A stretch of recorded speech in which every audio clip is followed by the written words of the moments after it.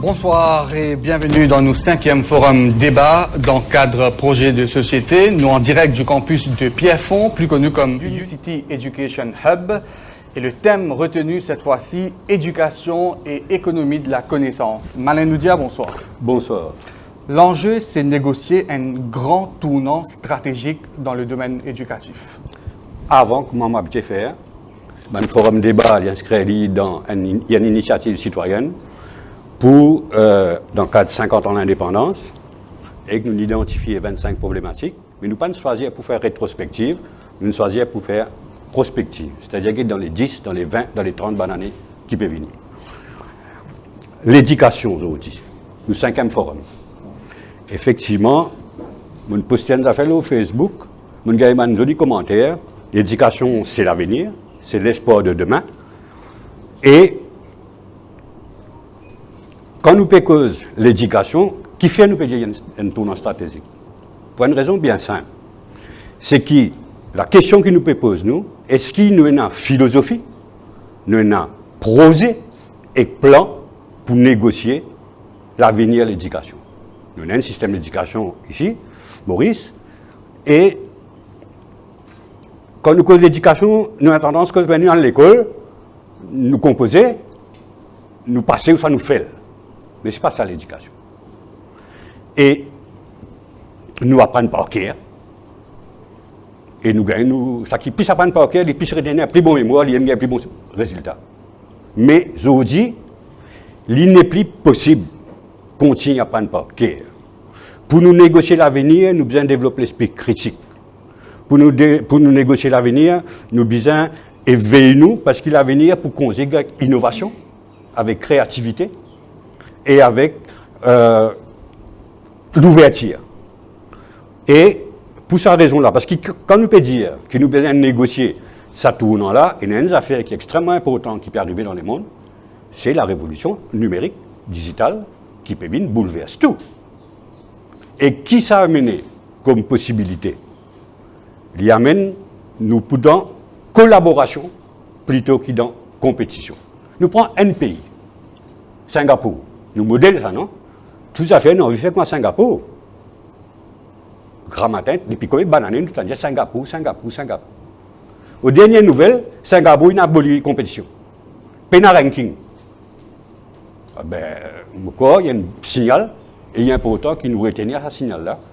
Et pour nous guetter, nous gagnons l'occasion, dans le forum-là, de guetter une déclinaison de sa tournant stratégique-là. Mais voilà, en gros, nous n'est plus capable de continuer avec nos systèmes qui nous avons avant, c'est un système du passé. L'avenir, pas pour continuer, pas pour construire l'avenir avec ce système-là. Donc voilà, en gros, qui fait, on peut dire, il y a une tournant stratégique.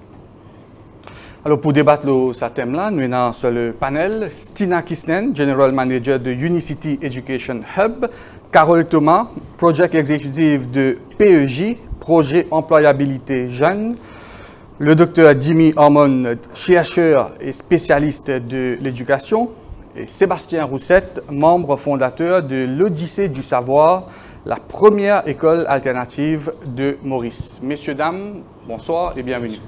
Bonsoir. Question élémentaire, mais fondamentale pour démarrer. Jimmy Harmon, comment vous définir l'éducation? Pour, c'est quoi l'éducation? Alors, nous avons plusieurs définitions de l'éducation.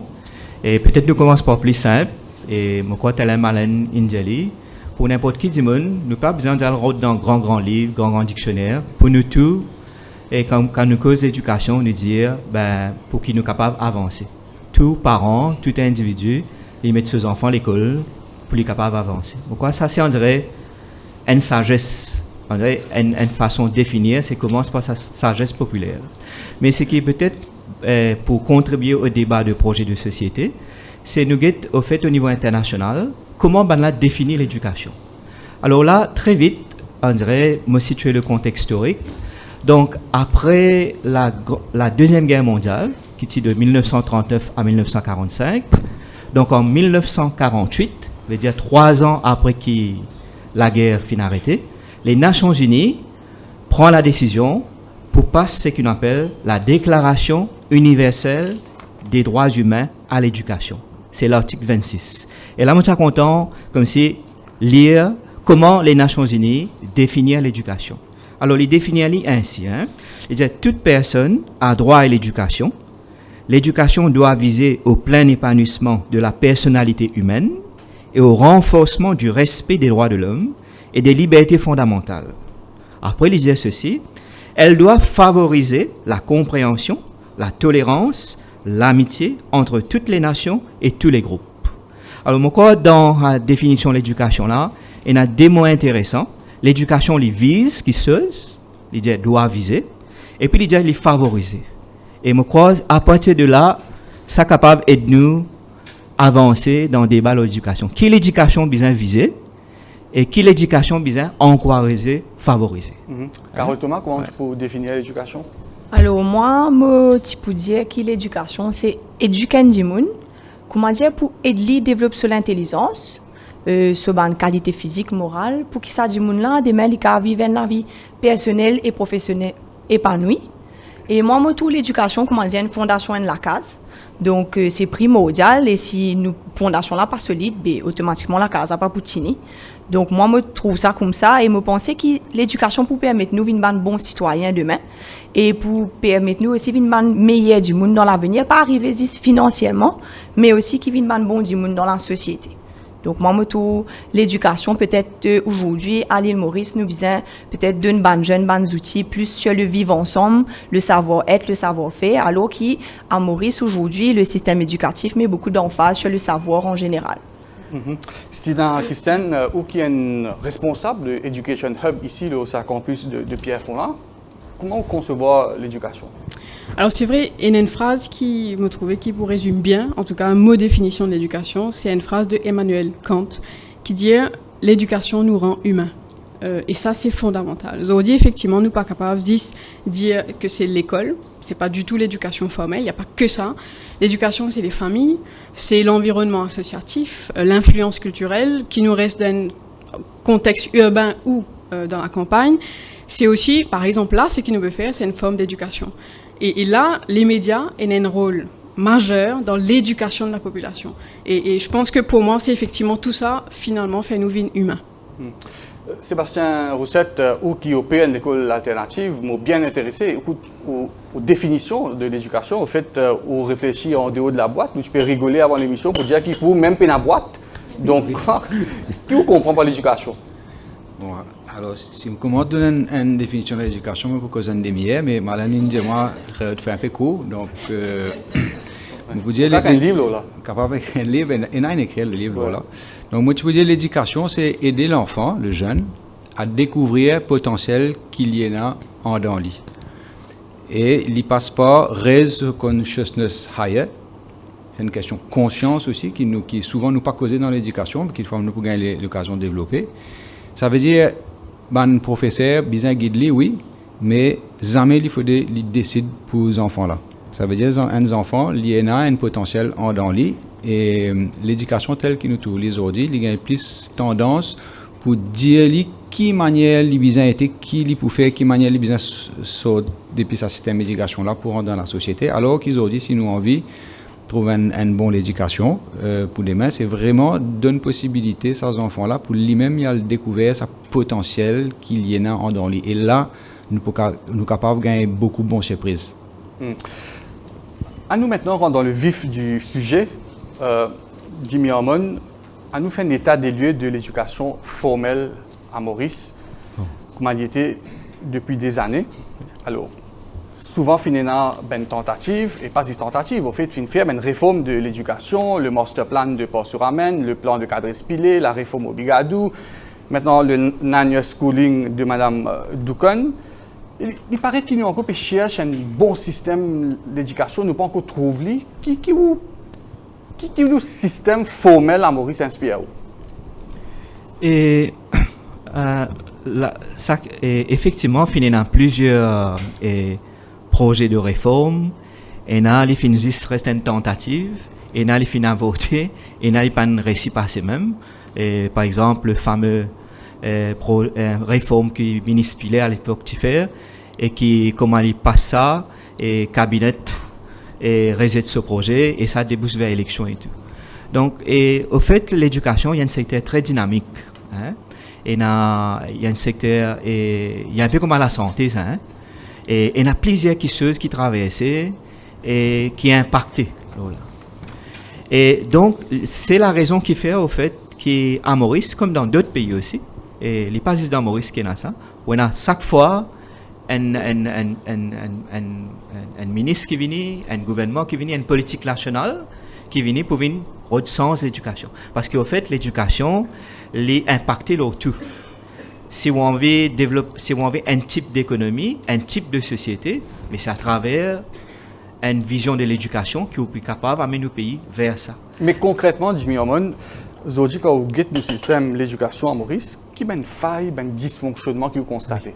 Alors, grande faille, c'est la question de nous avons des enfants qui ne font après 6 ans scolarité primaire, les temps de 30 ans secondaire, première année secondaire, ben, on retrouve qu'il n'a pas connu lire, écrire, pas qu'à écrire les autres noms. Et ça, est inacceptable. Et ce qu'aujourd'hui, qui explique ça? Alors, finina, on dirait, ben, l'étude, et si vous voulez, diagnostic fin fait de ça, ben, et, au fait, un enfant nous attend qui, dès ce 3e année au primaire, les connaissent écrire. L'âge 8 ans, c'est qui ben, les plus ou moins, ils sont capables d'écrire une simple phrase, ils sont capables d'écrire ce nom. Mais, mon pensée, et plusieurs pensées, c'est ça, à sa 3e année-là, que le problème là soulevé. Et après, il y a accumulé. Un problème accumulé.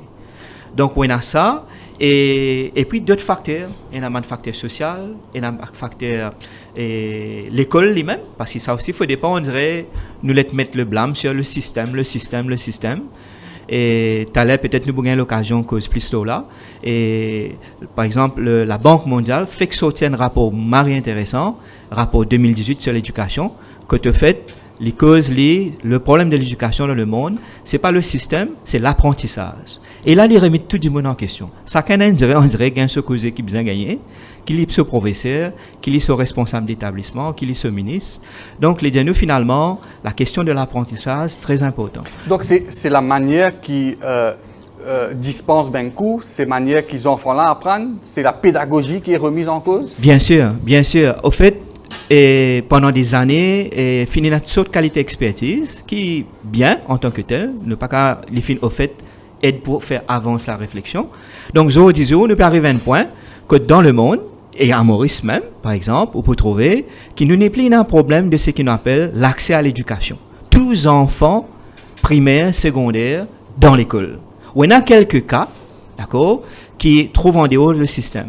Mais il n'y a aucun problème, on dirait, pour gagner place dans l'école. Donc, c'est ce qu'on appelle l'éducation universelle, qui tient problème longtemps. Ça veut dire qu'il y a des gens qui ont les moyens, qui sont capables de gagner l'éducation. Aujourd'hui, l'éducation, il y a beaucoup à tous. Mettez même computer, mettez tout ce que vous pensez, dernière technologie, vous appelez ça Sankoré, et tout améliorer même. Mais malgré ça, ou encore, il y a un bon nombre de jeunes qui illettrés. Alors, et... Donc, pour rebondir à ce qui Malène vient de dire en introduction, ça fait que les enfants apprennent pas OK là. Ils n'ont pas une bonne affaire, ça? Et donc, poker, oui.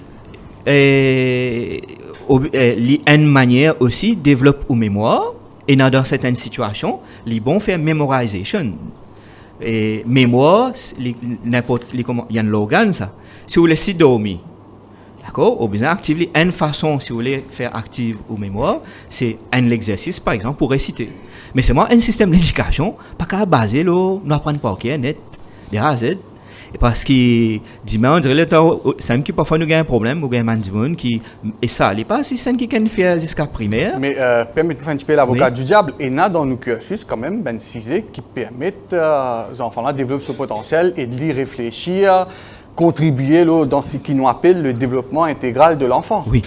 Malheureusement, comment on peut dire, oui, il y en a, mais il n'est pas déroulé. Comment on peut dire là? Ah bon? Parce que nos cultures éducatives à Maurice, nous tout obsédés par besoin terminer programme. Or, le programme lui-même, si vous prenez au niveau Cambridge, nous tout Mauricien, un passeport General Paper, nous faisons littérature au niveau SC, HSC. Quand on a ce programme-là, les permet aux élèves-là développent ce critical thinking. Mais le système, ou peut-être souvent nous disons le système, quelquefois c'est du monde qui peut enseigner là lui-même, qui ne prend pas la liberté que ce système-là donne lui. Alors il est obsédé, il termine le programme, il gagne un résultat, et c'est comme ça que beaucoup d'enfants, finalement, beaucoup de jeunes, et au lieu de gagner, c'est qu'ils nous disent bookish. C'est-à-dire, on gagne book, il a un diplôme, mais à part de ce livre, il n'est pas connu rien. Les temps, si vous faites donner une définition, il n'est pas qu'à faire en des livres. Hein? Il n'est pas qu'à réfléchir. Il n'est pas qu'à réfléchir. Il a le rôle de ce livre, il a expliqué. Et ça, bien sûr, il tue tout ce qu'on appelle créativité intellectuelle. Alors, Stina Kisten, nos systèmes de l'éducation à Maurice, ils basent beaucoup sur la compétition, pour ne pas dire compétition à outrance, et nous avons un système qui est très exam-oriented. Alors, est-ce que ce système qui nous est là, il peut répondre à une réalité du monde dans lequel nous pouvons vivre aujourd'hui? Alors, c'est vrai que juste pour revenir sur la thématique que Dr. Dumiramon a causé, je vais vous donner un exemple très concret. C'est un fait aujourd'hui réel. Et il y a un collège, effectivement, qui dans les années 2000, c'était parmi les meilleurs de l'État, avec une certaine réforme qui nous connaît, régionalisation, mixability. Ça collège-là, aujourd'hui, il y en a 170 élèves dans SI, et il y en a 13 qui peuvent faire HSI. Donc là, nous pouvons poser un taux d'échec incroyable. Donc finalement, ces 13 étudiants-là, nous pouvons poser la question sur l'avenir d'un établissement, et aussi, ça 150, 160 qui peuvent rester là, qui se peut faire 50% déscolarisés, donc qui se peut faire dans le pays finalement, comment nous pouvons traiter, et les autres 50%, je peux redoubler, donc démotiver, n'est plus intéressé avec l'éducation. Donc c'est hyper important quand nous guettons une réforme finalement, il déforme les choses. Donc ça, c'est important quand nous mettons une réforme en place, nous dire ok, nous redistribuons les étudiants au niveau ban collège pour régler niveau ban établissement secondaire, pour qu'il n'y ait pas que les seuls établissements élitistes, etc. Mais si nous redistribuons les étudiants, nous devons aussi redistribuer les enseignants. Parce qu'un enseignant qui est habitué, en fait, enseigne avec un étudiant qui apprend vite, qui comprend vite, parce qu'il y a une elite school, demain, ou remettre en face d'un étudiant qui, effectivement, prend beaucoup plus le temps pour apprendre, les professeurs même, ils sont complètement perdus. Donc aujourd'hui, il y a une classe de 40 personnes, et il y a à peu près, effectivement, 5-10 personnes qui ne peuvent pas s'en être ici. Donc ça, nous vous inquiétez la source du taux d'échec pour essayer de comprendre, ben, finalement, nous pouvons dire effectivement par système, mais une réforme, s'il parle jusqu'au bout, il peut effectivement faire des dégâts impressionnants. Ou pécose effectivement Nawa sur l'examen. Je pense que c'est effectivement nous système éducatif basé trop sur le contrôle. Nous pas faire suffisamment confiance en fait. Nous là juste pour veiller à ce que justement l'étudiant il y ait un travail individuel, nous pas dans un système collectif. L'étudiant en question, il vous dit ses notes. Il n'est pas pour favoriser. Bien sûr, c'est une méthode d'évaluation, mais nous besoin aussi que l'étudiant, l'idée effectivement, le travail en équipe, c'est important. Les notes, nous besoin guetter avec quoi nous comparons. Un étudiant est capable de meilleur dans sa classe, il est capable de meilleur dans l'école, mais quand on remet dans le système enseignement supérieur, il est bien nul. On prend un exemple, aujourd'hui, nous gagnons un étudiant qui sortit de Star Schools, 3A+, sans problème, mais quand arrive dans l'enseignement supérieur, vous êtes déprimé, parce que finalement, là, c'est au niveau international, vous êtes plus premier de la classe, vous êtes dernier de la classe, et il y en a même décide pour quitter. Donc, jusqu'où nous aller avec ce système de notation, examen, compétition? Nous avons besoin plus d'un système de collaboration qui compétition. C'est très important, si vous pouvez vous donner là tout à l'heure. Carole Thomas, de cause de drop-out, des enfants qui n'ont pas réussi dans le système traditionnel et où fait un travail avec ces enfants-là, nous pouvons nous là dans un petit moment. Mais quand vous dites le profil de ces enfants qui, malheureusement, dans les autres, qui échoué, hein, les rejetés du système, même si c'est un mot qui ne m'a pas trop content d'utiliser, pour qui explique ça quand vous dites ces enfants qui fait qu'ils n'ont pas fait une réussite dans le système traditionnel? Alors, moi, j'ai répondre à une cool ce que Stina dit par rapport à la compétition, par rapport au système aujourd'hui. Moi, je suis un jeune que moi qui très doué dans les autres formes d'intelligence. Aujourd'hui, malheureusement, nous concentrons nous sur une certaine forme d'intelligence, mais il y a un jeune qui a un talent extraordinaire, qui va danser et qui même ce talent danser au niveau international, mais qui malheureusement n'a pas fait ce forme 5 ans. Il échoué complètement. Et ça aussi, c'est une forme d'intelligence. Bien sûr. Parce que Et, je ne pas l'intelligence multiple, peut-être que vous pouvez élaborer là tout à l'heure, mais c'est une forme d'intelligence. et ça, c'est une forme d'intelligence. Moi, il y a un zen qui est un artiste, qui créatif, qui fait un dessin extra, qui fait un tableau extra, qui dansait, qui chantait, qui musicalement, enfin, si nous disons, il y a tout un talent qui se tenait, c'est énorme, mais je pense que malheureusement, le système éducatif, aujourd'hui, mais pas peut intégrer ça dans une forme d'intelligence là. Mais qui arrive, je tenais un certain talent, mais malheureusement, je n'ai aucun examen qui fait la santé danser. Donc, si pas fait l'examen qui est arrivé, donc ça veut dire que je vais échouer de la société, je vais drop out. Sébastien Roussette, donc l'école traditionnelle est remise en cause, et c'est pas vous qui vous contredire moi, ou qui opère l'école alternative. Donc, justement, est-ce qu'il y a l'école alternative, l'éducation alternative qui est possible aujourd'hui?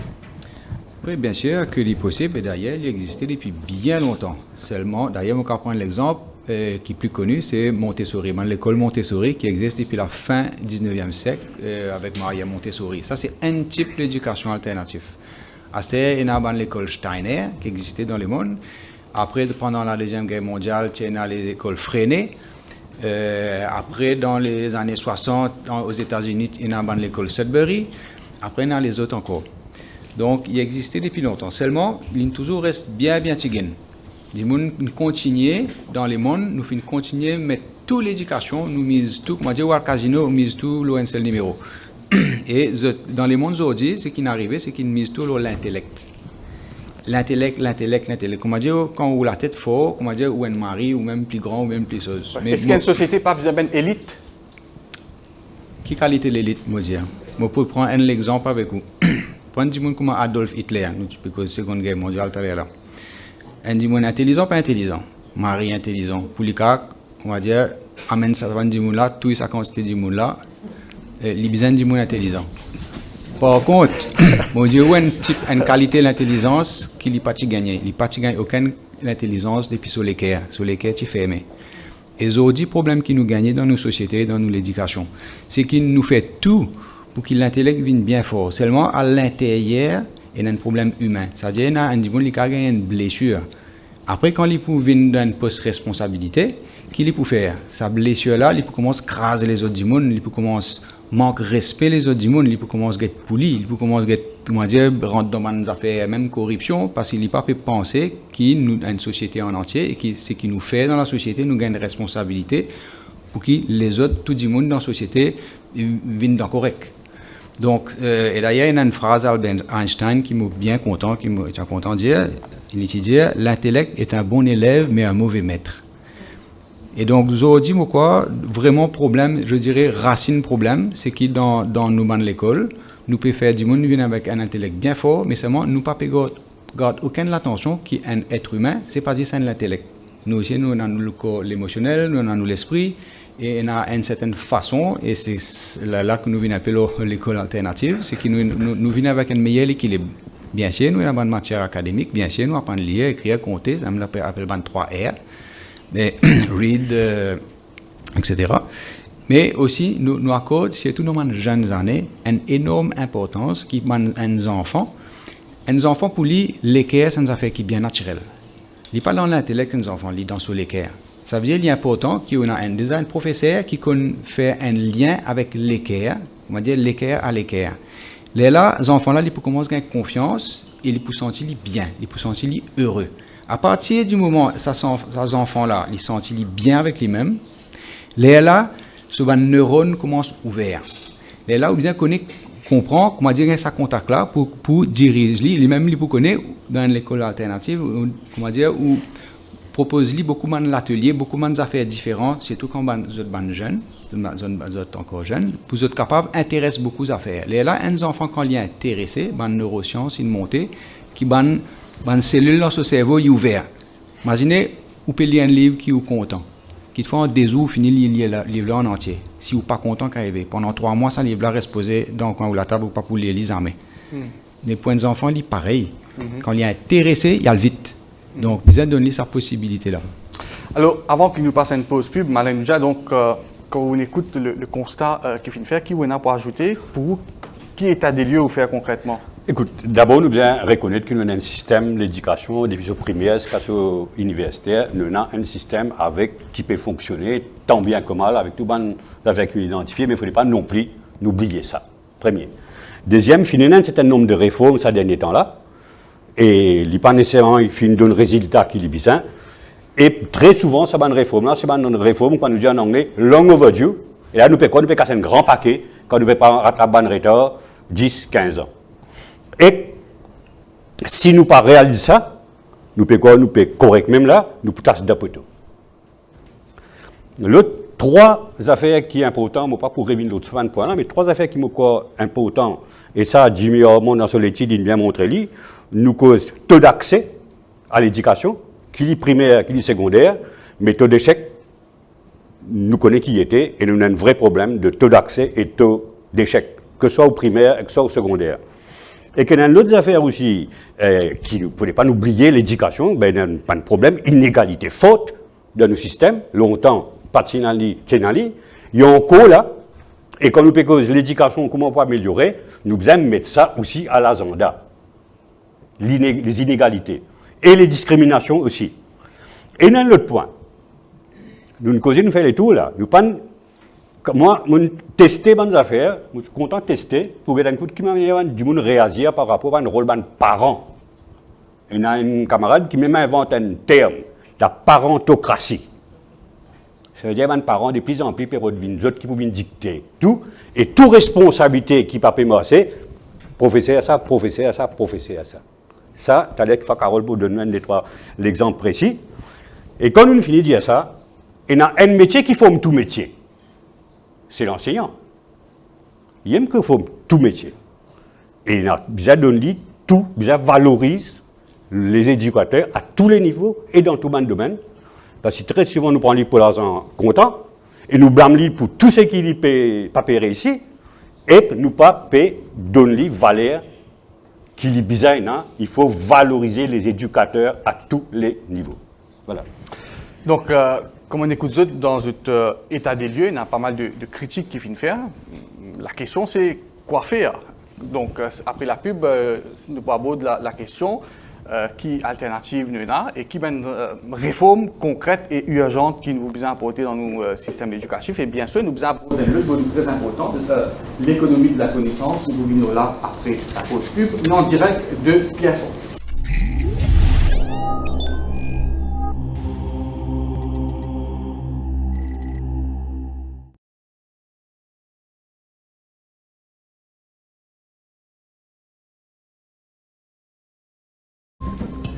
En direct du campus de Pierrefonds Unicity Education Hub, le thème bien sûr l'éducation et l'économie de la connaissance. Avant la pause pub, nous avons invité Jimmy Hormon, Carole Thomas, Stina Kisten et Sébastien Roussette fin faire un état des lieux de nos systèmes éducatifs. Je fin évoque ben dysfonctionnement.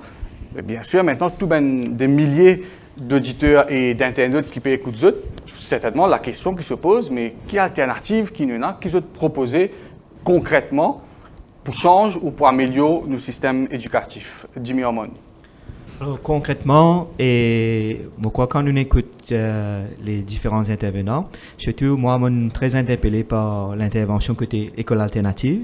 En fait, le système actuel, nous besoin faire place pour différents, comme si à l'intérieur du système là, nous pas tout besoin de passer par même chemin pour arriver à un but. Donc, par exemple, ce qui l'école alternative proposée, et à travers sa liberté qui les enfants gagnaient, pas par une contrainte, même un enseignant, disons que le système national lui permet aussi ça. Hein? Donc, il y a une disposition. Ça. Alors, concrètement, et nous avons au fait l'exemple, hein, qui est bon, qui, malheureusement, dans le système, on dirait quelque chose dit bon parce qu'il est fait par X, Y, Z, après qu'il y a un avenir, licence. Alors, je donne un exemple, c'est sport-études. Alors, ça, c'est démarré dans les années 80. Donc, il y a un programme pour les enfants qui sont bon côté sport, mais qui, besoin qu'ils aient un programme aménagé par rapport à l'exigence si vous êtes un sportif. Par exemple, il y a un sport pas qu'à faire après l'école, ou vous avez fait le grammatin. Là, dans ce cas-là, enfants là, ils font ça qui est besoin sur l'entraînement grammaire. Après, ce programme démarrait plus tard. Alors, ça, il fait 10 là, peut-être 10, 5, 6, 7 l'école qui donnent de très bons résultats. Ben athlète qui bénéficient de ça à l'époque en tant qu'étudiant, ils en arrivent bien loin. Ça n'a pas besoin de faire qu'ils ont besoin d'abandonner l'étude côté académique, donc les complémentaires. Et ça, moi, pas bien comprendre qui fait, par exemple, là actuellement dans Maurice, nous cause combat contre la drogue, nous avons envie qui supposément ben jeune mais un programme comme ça, par exemple, qui fait ça pas une priorité et qui est implemented dans tous nos collèges. Donc concrètement, avec le cursus actuel, Jimmy Amon, est-ce qu'il y a un problème avec ça, une matière qui peut enseigner non, de nos jours? En tant que tel, il n'y a aucun problème. C'est qu'au fait, et comment tu allais fin dire, et ça, est-ce qu'il est normal qu'un enfant qui bon côté art, danse, on dirait nous bizarre. Au fait, quand nous cause art, danse, sport, on dirait man qui fait ça, hein? Ça man qui pas capable de suivre. Mais qui sa mentalité là? Comment on dirait au pareil ici comme mathématiques, mais tout dans la technique. Et alors, aujourd'hui, nous plombier plus important, on dirait. Donc, aussi important qu'un donc, ça, vous avez une même matière qui nous est capable d'évaluer? Bien sûr. Pas c'est une question d'évaluation, c'est-à-dire, au besoin d'une possibilité, full potentiel qu'un jeune capable de gagner. Si on vient d'un pays développé, on développe toute capacité qui chaque être humain est là. Or, ici, nous favorise un type d'intelligence, un type de potentiel.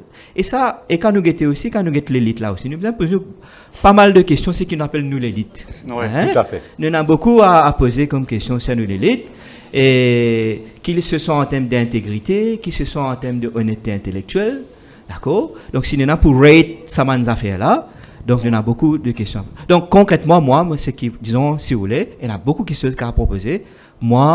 Et pour moi, la question de sport-études, la question de art et études, qui fait ne pas devise un programme qui permet aux enfants qui sont dans ce domaine-là, en même temps, peut faire un programme académique allégé. Mais à la fin, je sortis avec un certificat l'équivalent de une discrimination à faire entre quelqu'un qui peut faire un SC et quelqu'un qui ou un HSC, ou un diplôme qui est... Et ça, nous pas pu inventer là, hein. Il existait dans d'autres pays, ça, ça système. Stina Kistnen, si demain matin, me donne un portefeuille d'éducation, qui changerait concrètement? Alors peut-être mon point un peu drastique, hein. Juste avant, Marlène, tu peux cause valorise le corps enseignant, effectivement, visa valoriser, mais aujourd'hui, vu qu'il ne peut pas valoriser, l'enseignant peut avoir une valorisation ailleurs. Comment? C'est donner leçon.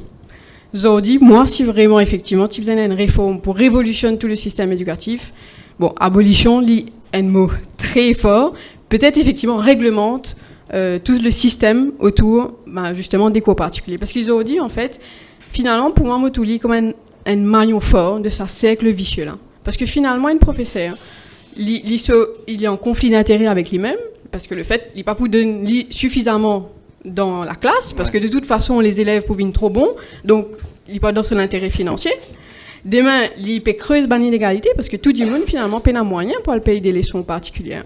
Nous disons l'éducation gratuite. Elle n'est pas si gratuite que ça, parce que je vous dis, mes parents dépensent des fortunes dans les leçons particulières et n'ont pas de moyens, donc je ne peux pas prendre les leçons. Mais légalement parlant, il pose un petit peu de problème pour réglementer. Il y a une liberté de mouvement. Personne n'a aucune loi quand on peut envoyer nos enfants côté un professeur après les heures de classe. Là, c'est qu'est-ce qu'il y a une classe après la fin du mois.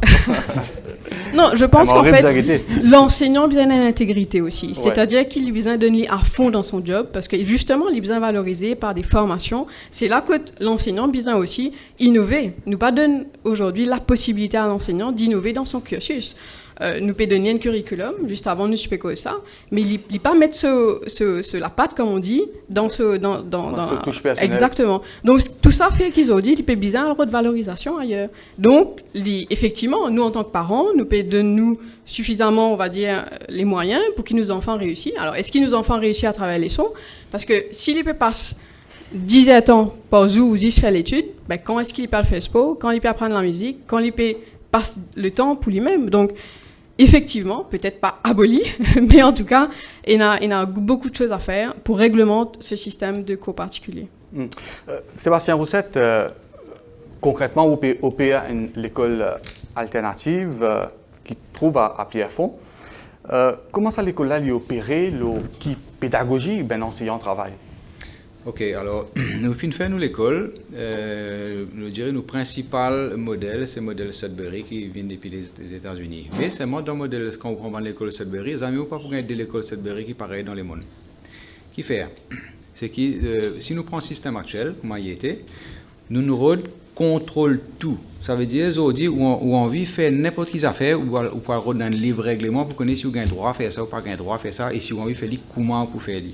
Donc nous dans l'école alternative, il ouvert un espace liberté pour que chaque école soit capable d'adapter en fonction culture ce pays, en fonction des enfants qui gagnent et en fonction des professeurs qui pour là. Parce que donc là, on vient un peu plus dans le concret, c'est que quand on est avec un enfant, ou bien au départ, où il y a un professeur, comme on dit tout à l'heure là, il est capable de gagner sa ouverture pour gagner un enfant. Chaque enfant est différent.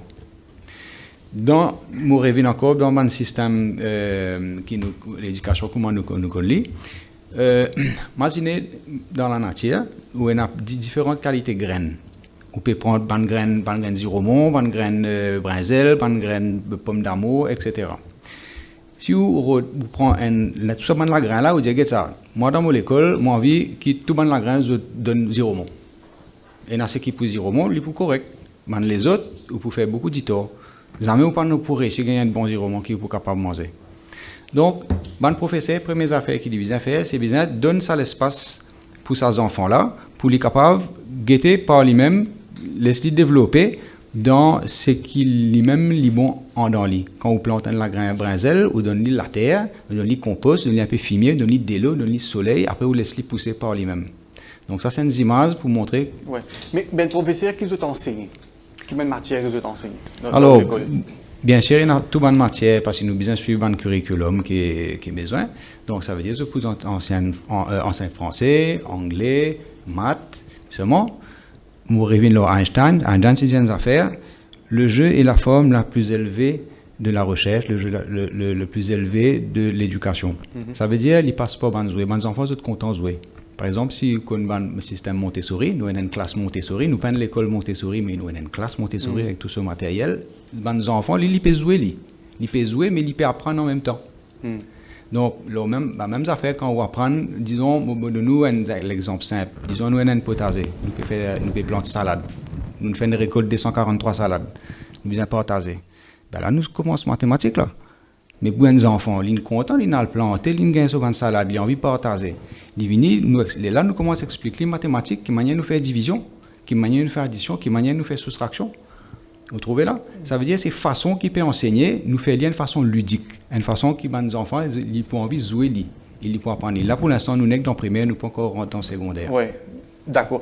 Et le système de l'examen, comment il déroule? Alors nous payons la note, nous payons l'examen non plus. Oh. Ah oui, ça paraît bizarre, mais seulement. Mais comment l'enfant il traverse une autre étape? Il passe du primaire au secondaire? Il y allait même. Mais non, y aller, ça veut dire, vous connaissez, pour donner de l'exemple. Toujours, moi, je suis content d'être la nature. Parce que nous, l'être humain, nous finissons couper depuis la nature, nous finissons plus marier. Mais nous avons beaucoup pour apprendre depuis la nature. Je donne des exemples. Tout le monde connaît dans Maurice quand on plante un haricot, 40 jours après, on a récolte des haricots. À ce moment, je donne un autre exemple. Il y a un grain, un bambou en Chine, quand on plante ça, pendant 6 bonnes années, on pas tout rien. 7e année, le bambou là pousse 12 mètres au terre. Right? Ça veut dire, chaque enfant, ça peut un petit lagrin, non rien du tout. Imagine un être humain qui est infiniment plus complexe, les mêmes affaires. Ça veut dire, il y a un enfant, il est capable d'apprendre à lire, bonnet à 5 ans, il est capable vite d'apprendre à lire. Et il y a un autre qui faut apprendre à lire 12 ans. Seulement, ou bien faire confiance. Parce que chaque enfant, il y a ce path. Nous, tu peux causer Einstein, tu là, dans la semaine dernière, tu peux lire l'article au lit. Jusqu'à 6 ans, l'âge 6 ans, Einstein ne peut causer. Arrive l'âge 12 ans, souvent les enfants, ce professeur, il tient un peu retardé, il pas tu peux connaître. Quand il arrive, c'est pas qu'il était là, il pas tu peux gagner un job. Après, qu'il est arrivé après. Ça veut dire, besoin de donner sa confiance. Un enfant, un lagrin, n'importe qui lagrin que vous trouvez dans la nature, si vous donnez ce de l'eau, ce compost, c'est ce qu'il a besoin, il peut finir par pousser. Alors, soyons plus clairs. Un enfant, il est rentré l'âge quoi, 5 ans, 6 ans, dans 5 ans, oui. 5 ans, et il reste dans l'école jusqu'à quel âge? Il est resté jusqu'à 18 ans. Alors là, vous dites moi qui est arrivé après. Comment il fait? À la mot répondre. Parce qu'il a intégré le monde professionnel, n'est-ce pas? Alors, bien sûr. Et pour rentrer dans l'université, Oui. vous besoin passer au HSI. Bien sûr, bien sûr. donc, Alors, on va y nous, passer, là. nous, pour l'instant, nous fait couvert. Nous pas encore arrivé là, mais seulement nous gagnons en connexion avec les autres écoles alternatives dans le monde, qu'il y a aux États-Unis, qu'il y a en France aussi. Et c'est qui est arrivé. Nous avons l'exemple là-bas. Arrive là 16 ans, cause avec garçon là, ou certifié là, j'ai dit, qui t'as envie de faire plus tard? Allez, moi, j'ai envie de devenir ingénieur, par exemple. J'ai dit, ok, tu as 2 ans pour apprendre ton programme, pour te passer ton baccalauréat, ou soit ton HSI. Nous choisissons le système français, nous plus pousser dans le bac, c'est ce que nous choisirions. Et l'inprouver, ailleurs, c'est qu'existe des enfants, quand ils arrivent ça, ils ont envie de gagner une vraie motivation pour passer ça. Ils ne pas faire ça parce qu'ils sont obligés, ils font ça parce qu'ils ont envie. Moi, mon envie de devenir ingénieur, mon business passe mon bac, peine à problème. Même, mon dit 2 ans, et dans l'exemple, en 6 mois, on a battu ce programme-là vite. Qui fait? Parce qu'ils ont des neurones ouverts, ils ont intéressés, ils ont envie d'aller. Ils n'ont pas fait parce qu'ils ont obligés. Ils n'ont pas passé désert, un papier, qu'ils ont passe 15 minutes, fini faire lire. Parce que quand un ne pas intéressé, moi, je suis un enfant aussi qui dans l'âge, quand ils gagnent un devoir pour faire, quand ils ne sont pas intéressés, ils ont 2000 euros ce papier-là, ils n'ont pas pu faire ça même parce qu'ils n'ont pas pu concentrer, ils ont perdu le temps. Mais dans ce système-là, il faut des gens qui ont des moyens financiers pour capable intégrer ce système-là. Combien ça coûte? Alors, première affaire qui m'a dit dire, et m'a rejoint le docteur Jimmy Amont là. Dans nous l'école, nous faisons décider déjà 25% des enfants viennent des villages rivières avec Tamarin parce qu'ils nous fait lier en partenariat avec une ONG. Ça veut dire une famille qui est très pauvre. Et donc, vous avez une possibilité pour venir dans l'école, 25%. Parce qu'il justement, il est bien important qui nous casse ces affaires, qui qui casse d'un côté, qui n'est pas casse de l'autre côté. Nous besoin tendre la main pour nous réussir tous les monde venir ensemble et les enfants pour eux, vous n'êtes pas grossir portefeuille. Qui tu question déjà? Combien ça coûte? Combien ça coûte? Oui. Alors, les moins chers qui sont collège privé, comment lycée, il coûte 10 000 roupies par mois. Nous avons trouvé lycée, mais les moins chers qui sont collège privé. Qui fait nous obliger réclame sa quantité comme ça, nous sommes contents, réclame moins, mais seulement nous n'avons aucun gouvernement derrière nous. Nous enregistrons comme une entreprise à garantie limitée, ça veut dire comme un NGO, nous ne pouvons pas faire profit, nous ne pouvons pas faire rien. Mais si demain l'État a envie de nous une aide, nous prenons ça, nous descendons ça de suite. Mais là, non, c'est très intéressant ce que vous pouvez dire, mais le problème, c'est qu'il y a un élément risque dedans. Moi, je dire, ou même on dit qu'il peut encore arriver à l'étape, quand les enfants là pour gagner 16 ans, 18 ans, on ne fait que démarrer. Permettez-moi, c'est un petit peu trop direct, mais c'est pas des enfants où on prend là, c'est pas même cobaye finalement? Non, pas du tout, parce que comme on dit depuis tout à l'heure là, Montessori existait depuis plus de 100 ans, Sudbury depuis 70 ans. Steiner depuis 100 ans, pareil, 80 ans. Donc, nous avant qu'ils nous fassions ça à l'école, là, nous faisons une grosse recherche, nous faisons un gros travail. D'ailleurs, nous faisons déposer un dossier au ministère de l'Éducation qui fait très bien recevoir lui. Nous faisons une visite dans l'école, nous faisons en contact. Et d'ailleurs, il y a un monde qui peut venir la fin de l'année, moi, penser, qui fait première école alternative dans la France, s'appelle l'École démocratique de Paris, Raman Farangui. Et nous faisons en contact avec eux pour connaître eux qui l'expérience eux fin gagner. Et après, vous connaissez une affaire. Quand vous dans une sécurité et que vous besoin bouger, vous besoin toujours prendre un risque. Mais nous risques calculés. Et les parents qui mettent d'autres enfants dans l'école, c'est les parents qui finissent, on va dire, dégoûtés avec le système actuel, qui finissent trouver que le système actuel n'est plus capable de continuer. Jusqu'ici tout va bien, mais arrivé à un certain moment donné, problème. D'accord. Carole Thomas, donc nous venons maintenant concrètement ce qui vous faire. PEJ, projet employabilité jeune. Alors, qui vous fait quand vous prenez ça drop-out du système-là? Quel type de formation ou de manière, dans quel domaine et comment vous préparez à mieux affronter l'avenir?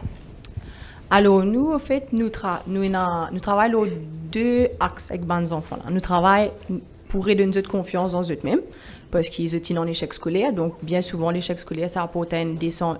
Ils ont l'impression qu'ils peuvent échouer dans leur vie, ils n'ont plus de confiance dans eux et ils pensent qu'ils n'ont plus de valeur au niveau de la société. Donc, nous retravaillons avec eux à ce niveau-là. Et puis, nous travaillons aussi avec eux parce qu'il ne faut pas oublier que le projet s'appelle projet employabilité, donc nous travaillons avec eux pour qu'ils deviennent employables. Donc, qui nous fait? Nous travaillons sur le développement personnel. Nous faisons beaucoup d'activités avec eux pour développer eux personnellement. Et bien sûr, nous préparons eux au monde du travail.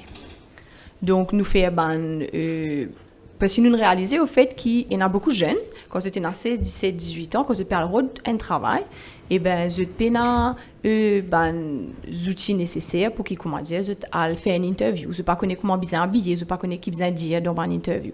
Donc, nous préparons à tout ça. Grooming, courtoisie, communication dans le travail. Et surtout, nous travaillons au niveau personnel, tel là, on peut dire, parce que nous travaillons tout ce qui touche benzen dans la société. Nous faisons une formation sur l'alcool, sur la drogue synthétique, qui peut toucher beaucoup benzen à diso, sur la sexualité. Nous travaillons dans la réalité du terrain. Sur le terrain, ça se passe comme ça, à partir de l'âge de... Nous prenons un jeune à partir de 16 ans, donc 16 à 25 ans à peu près, 25, 26 ans. Mais ça, c'est tout ça, ces affaires-là qui touchent les jeunes aujourd'hui. Donc, nous faisons une formation avec eux. Tout ça, mais ou pas faut maintenant le métier spécifique, non? Alors, nous, spécial. Est-ce qu'ils faut un métier ou bien ou prépare faire une vie employable, moi le dire. Voilà. Donc nous programmons 6 mois. Ouais. Donc je fais pendant 7 mois. Donc pendant 4 mois, je fais la préparation au monde du travail. Ouais. Et après je intégrer dans l'hôtel. Donc le métier, nous formons aussi le métier de l'hôtellerie parce que nous formation axée sur l'hôtellerie. Le débouché c'est le métier de l'hôtellerie. Okay. Donc nous spécialisés dedans.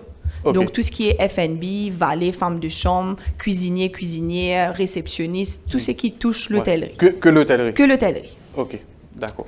Et nous travaillons donc aussi au niveau personnel, moi, tu peux dire, par rapport à, par exemple, nous apprendre à gérer les colères et les conflits d'une manière non violente, parce que c'est une affaire aussi qui touche les jeunes. Et nous travaillons aussi, nous pas travaillons avec eux, nous travaillons avec les familles en général. Nous faisons la formation des parents. Nous faisons la formation des parents parce que nous réalisons que nous pas qu'à travailler avec un seul membre de la famille et qui, quand ils rentrent la case, c'est un problème toujours existant. Donc, nous travaillons avec toute la cellule familiale donc, nous faisons une formation des parents pour apprendre à communiquer mieux avec les enfants, apprendre à écouter et nous avons un résultat extraordinaire suite à sa bonne formation-là. Ouais. Nous avons quand même 3 minutes avant la synthèse de l'info, avant bien sûr qui Malène fait ce point. Dis-moi, quand on écoute Sébastien Roussette cause de l'école alternative, comment l'école traditionnelle est capable d'inspirer de l'école alternative? Oui, et au fait, c'est... Effectivement, nous besoin tout le temps constamment inspirer nous de ce modèle-là, parce que comment nous entendons là, tel quel l'école alternative comme elle était, et ou transposer dans le système qui nous était, c'est très difficile. Mais ça n'empêche pas que l'esprit derrière et la philosophie d'une école alternative, si nous écoutons bien, c'est on dit où les enfants là, où donner cette possibilité d'avancer. Ça, capable de faire ça, capable de faire lui. Et là, il revient un peu à l'encadrement scolaire qui peut dérouler, l'esprit avec lequel le co-enseignant peut travailler. L'équipe de profs qui peut travailler là, c'est comme ça qu'ils sont capables, au fait, si vous voulez, rejoindre quelque part l'école alternative. Le problème, c'est qu'il ne peut pas faire l'examen. Alors, ces enfants-là, ils sont en primaire. Les besoins passent au grade 6 maintenant, le PSAC, pour être capable de rentrer dans l'école secondaire. Bon, c'est vrai qu'à partir de Forme 3, mettons un examen national, à partir de là, capable d'avoir les domaines filières privées, etc. Donc, le problème, c'est qu'il ne peut pas passer l'examen là, il ne peut pas avancer là. Alors, ça veut dire qu'il y a un enfant couillon, il est capable, peut-être il y a une LED développeur, ou bien il amène les autres potentiels. Alors, comment l'école traditionnelle capable mieux valorise ça mène potentiel chez l'enfant? Moi, au début de l'émission, Malène Finzelli, nous connaissons la nouvelle, ça finit de tomber depuis 2 mois de cela. Un pays qui souvent nous citait, nous prenait comme modèle, mais Singapour, par exemple, il avait un système d'abolition de toute forme d'examen, surtout dans l'examen final qui déroulait quand vous sortez dans le secondaire, mais ça faisait quand l'IPFLI et quand on voit les déclarations qui ministre Singapour fin dire, quand il dit ça, il met aussi une condition, c'est qu'au fait, il y a un suivi qui fait avec les enfants. Nous prenons l'examen formel en tant que tel, C'est pas, on dirait, veut dire qu'ils enfants là, ils allaient les rouler jusqu'à les tomber avec l'examen là. Et il y a un travail systématique qui fait, et aujourd'hui, on pense beaucoup de pays peuvent ça. C'est-à-dire, au lieu où les mettre chaque fois l'examen, chaque fois mettre barrière, parce que l'intelligence, ou pas qu'à mesurer, on dirait, tel âge, les business comme ça. Ça nous dit toujours, pense comme ça. C'est même qui, probablement, quand Stéphane peut causer allé là. Sébastien. Sébastien, excuse-moi. Quand Sébastien peut causer, nous un peu nous-mêmes, parce que nous ne passons pas ça qu'il peut dire là, ce système-là. Hein? Nous un peu nous-mêmes, on dirait mal à l'aise, ça, nous pas trop connaître ce qu'il peut dire là, est-ce qu'il est bon ou pas. Mais quand nous peut lire, alors la Finlande, par exemple, à nos sites Finlande, et Zodi, il y a du tourisme éducatif. On appelle ça. C'est-à-dire beaucoup de pays à visite Finlande pour connaître comment ban la peut faire. Qui fait ce PK faire l'éducation, cette performance au niveau international, mais je peine à chaque fois on dit cette barrière. Ouais. Alors, mais il y a aussi une exigence, hein. Pas veut dire faut dépendre si nous pouvons faire dans Maurice et les demandes qui nous-mêmes, nous avons une culture à développer par rapport à comment accompagner les enfants. Donc, n'importe qui ministre de l'Éducation, bien sûr, n'est pas avisé, on dirait, même si nous sommes fortement inspirés par le modèle alternatif, mais on connaît là-dedans, il y a beaucoup d'implications, bien que tout le monde joue le jeu. Et on connaît le secteur éducatif national à Maurice, il y a des stakeholders, souvent comment on les déclenche une mesure. Il y a stakeholders et il y a lobby. Et il y a tout ça là, d'accord? Ouais. Donc là, ben, ça fait bloquer. Ouais. Maintenant, nous dire, alors, finalement, est-ce qu'il nous a dit à M. Cambridge à Moss-Mossé? Surtout qu'on dit Cambridge never errs. Non, dans beaucoup de forums, nous avons la révolution. Nous avons la révolution partout, mais effectivement, nous avons la révolution partout. Nous prenons QSUS. Right. Quand nous disons l'éducation, la plupart du temps, c'est transmettre un savoir. Mais non, du passé, l'éducation, c'est un lieu de l'école, c'est un lieu de citoyenneté. Bien transmettre une valeur citoyenne, QSUS, elle a un affaire concret qui vient faire. Right. Deuxième affaire, nous avons une situation aujourd'hui, quand nous pouvons poser une question, nous vivons ensemble. Nous pouvons trouver toute une violence, tout ça qui est là, qui est au niveau zen, et il y a un problème, les problèmes là. La corruption. Hein? Et non. Bonne valeur, mais tout ça là, vous savez comment dire, trouver une façon qui rentre dans l'école des plus bonheur pour qu'ils transmettent sa bonne valeur là aussi. Pas juste des plus d'été à la 4 correct, tu as fini correct, tu as gagné un certificat, tu as gagné ton job. Non, nous ne pouvons pas fabriquer. L'école doit fabriquer un citoyen. Et le vivre ensemble, ça prend à l'école. Donc au niveau QSUS, pourquoi il y a des affaires bien importantes pour guetter. Parce que nous ne pouvons pas mettre biochimie, nous pouvons mettre biophysique. Pas ça que nous pouvons là. Nous pouvons la fonction, le rôle de l'école, transmission du savoir-faire, le lieu de citoyenneté, nous apprenons depuis à l'époque là, vivre ensemble. Et l'autre affaire qui, pour répondre un peu à ce que Sébastien peut dire, nous privilégions une seule forme de connaissance. Nous peinons. D'accord avec toi, Jimmy, quand nous cerveau, il y a un mix, ça n'est pas vieilli. C'est ce que nous comprenons. Pourquoi Einstein même dit ça? Mais, nous, un Jimoun, il y en a sur lesquels, ce sentiment, et tout ça la fait que nous Jimoun. Et il faut que nous valoriser tout ça, composante de Jimoun là, pour nous tirer tout potentiel qu'elle a pour tirer. Et quand nous faisons ce cursus, bien, nous cursus, c'est quoi? Chimie, physique, biologie, anglais, littérature, c'est pas clair. Nous ne faisons pas ça là. À cause de ça, nous avons un véritable. Et nous avons un exemple. Nous ne pouvons pas inventer, nous ne pouvons pas rêver, nous avons un idéaliste là. Quand nous sommes Singapour, c'est ce qu'il peut faire. Quand nous sommes Finlande, c'est ce qu'il peut faire. Quand nous sommes dans l'école du bonheur en Inde. Hein? Ça entendez ça? Tu peux dire ça ici là. Non, mais dans l'école du bonheur, sa fonction, c'est.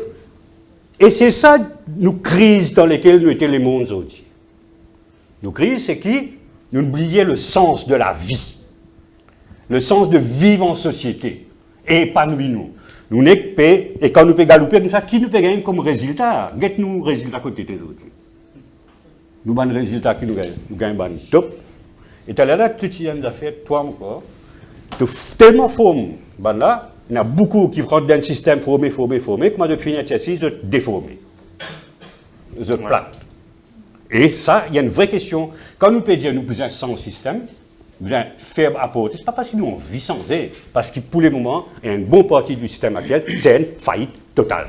Voilà, encore, nous avons une très bonne première partie. Après la synthèse de l'info, nous pourrons retourner ici à Pierre Fond, nous parlons les autres thématiques, l'économie de la connaissance, la question de mismatch aussi très important, c'est un autre défi. Nous pourrons aborder tout ça après cette pause.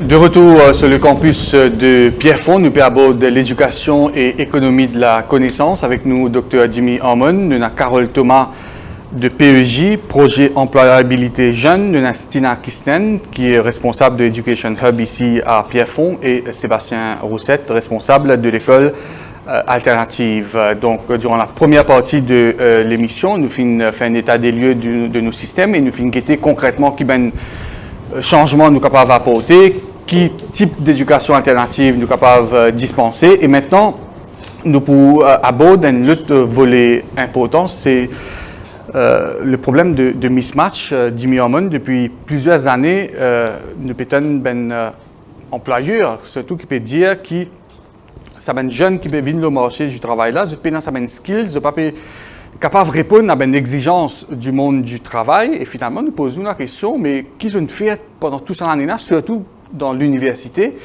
Comment nous sommes capables d'adresser ce problème de mismatch-là? Alors, mismatch, il est capable pose de deux façons. Les sujets que vous pouvez faire, c'est-à-dire ce sujet-là, et donc sujet qui nous peut apprendre dans l'école, il n'est pas adapté avec et le monde de l'emploi. C'est-à-dire, on fait une étude dans tel sujet, finalement, pas ça qui va nous péroder. Mais pour ça, nous besoin être quand même positifs. Nous pas quand on dirait tout à fait nous comme si nous aussi le tableau. Et il y a quand même une certaine, au fil des années, il y a un certain effort de ce côté-là. Et parce qu'on a par exemple au niveau national le Human Resource Development au niveau de l'éducation nationale qui a systématiquement fait l'étude à long terme, qui a needs, besoin sur le marché. Et là, il revient à un décideur politique, l'éducation nationale. Donc, quand il peut faire ce sujet, il cadre avec ce qui a besoin du marché. Alors, par exemple, là où on a une nouvelle matière qui peut offrir dans l'école qui s'appelle entrepreneurship, qui peut faire depuis en première année du secondaire pour préparer les enfants, justement, qui se développent ces skills-là. Mais ceci dit, problème qui posait actuellement, nous-mêmes nous trouvons ça parfois nous faisons un recrutement. Donc, quand on qui sortit de l'université, on trouve ça et quand parfois on finit de recruter des gens là, il n'y a pas qu'à travailler en équipe, il n'y a pas qu'on prend les peines à le sens d'une initiative, ils fonctionnent juste par instruction. On dit si vous pas dire faire telles affaires, il n'y a pas beaucoup à faire. Et aujourd'hui, dans le monde de l'emploi, avec l'innovation et la créativité, et si nous avons envie que l'île Maurice vienne une high income economy, ou pas pour qu'il y ait des gens qui fonctionner, on dirait par instructions. Besoin de discipline, bien sûr, mais besoin capable de la créativité et surtout travail en équipe. C'est ça au fait qui fait la force de l'économie émergente. De travail en équipe et dans le système éducatif, nous pas repérer ici faire pas dire qu'il pas causer cause-li en fait tout ça qui nous peut causer actuellement dans sa forme là et les aussi débattent dans certaines instances dans l'éducation. Mais juste pour terminer là, mais c'est qui souvent pose problème. Par exemple, t'as une cause le vivre ensemble, une cause les valeurs.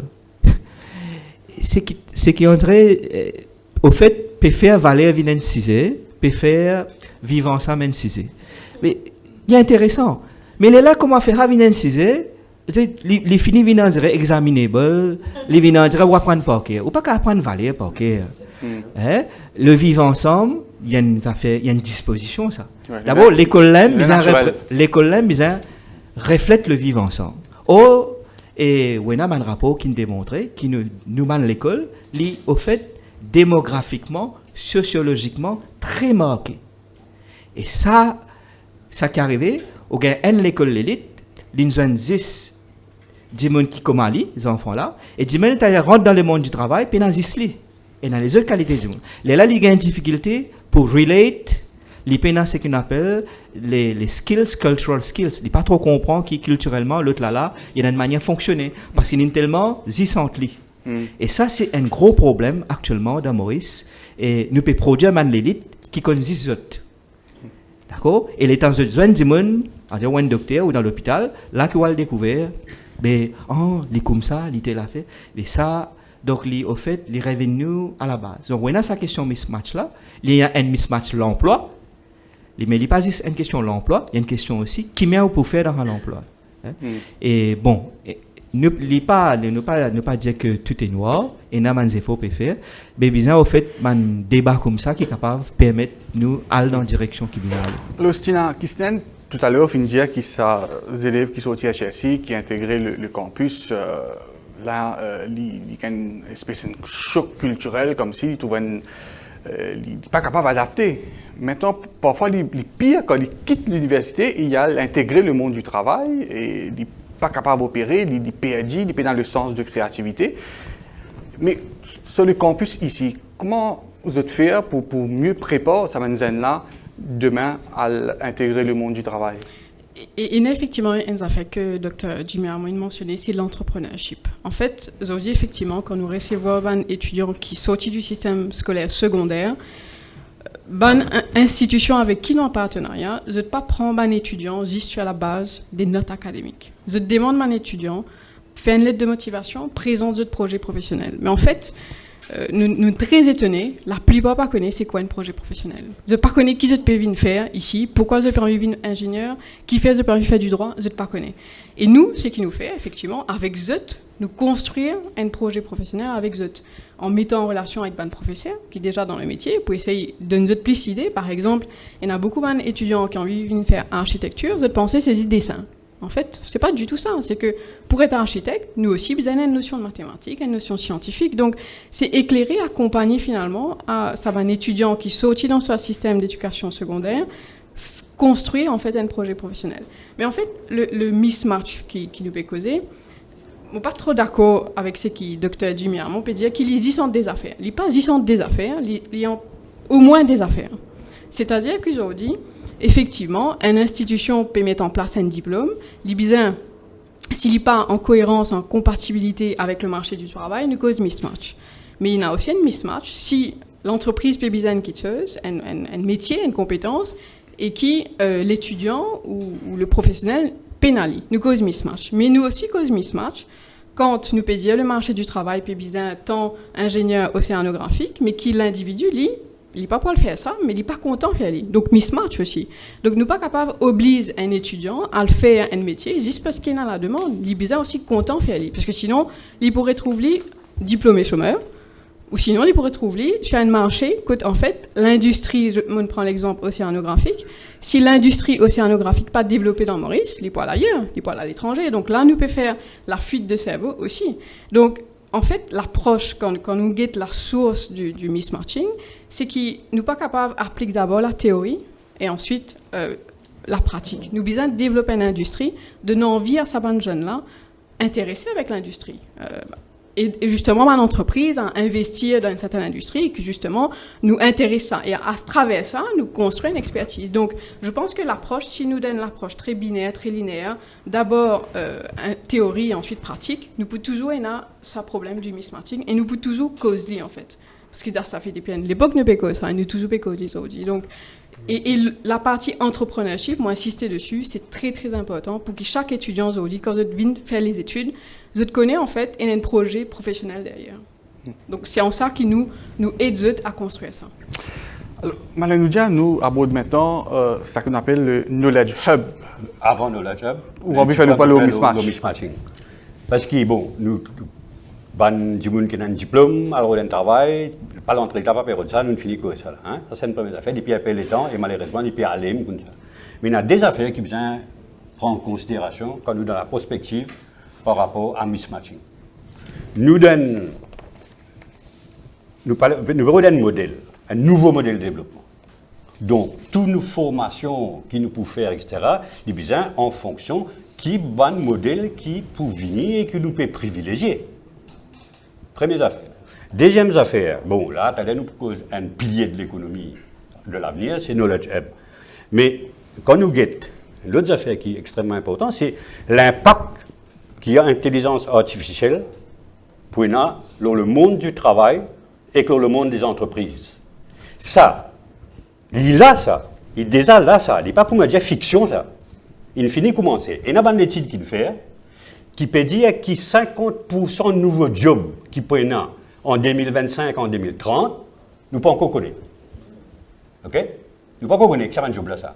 Et il y a même des autres études qui disent qu'il n'y a pas 50, 40% de jobs qui restent là, qui peuvent disparaître avec robotisation.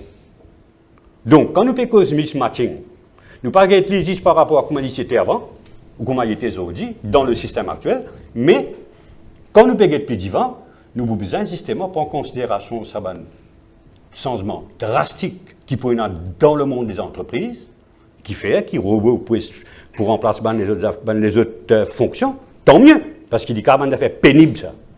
Mais il peut aussi libérer les temps pour un métier beaucoup plus créatif. Et nous, depuis cela, il faut nous avoir cette vision pour nous, ministère de l'Éducation, pour nous, le ministère, etc., pour capable de get cette tendance-là et comment se préparer nous pour ça. Parce que sinon, mismatching, ben dans 50 ans, nous pas encore cause mismatching, encore plus cause mismatching, encore. Alors, nous avons maintenant le Knowledge Hub, parce qu'il nous paraît beaucoup les temps. Peut-être nous permettre, Stina Kisten, faire ce point, et puis nous faire Nous fait un petit point là au Knowledge Hub. Rapidement. Juste Donc, rapidement. c'est quoi l'enjeu, Marc-Hélène? Nous dire qu'on peut cause de l'économie de la connaissance. Nous peut cause, nous dans une situation que nous perdons un nouveau modèle de développement. À partir de là, nous pouvons venir hub dans tout. Il y a des affaires qui nous finissent dépasse hub tout là. Si nous prenons une saisie qui peut faire ça là, nous finissons dépasse tout hub là. Bon, nous dans un ça.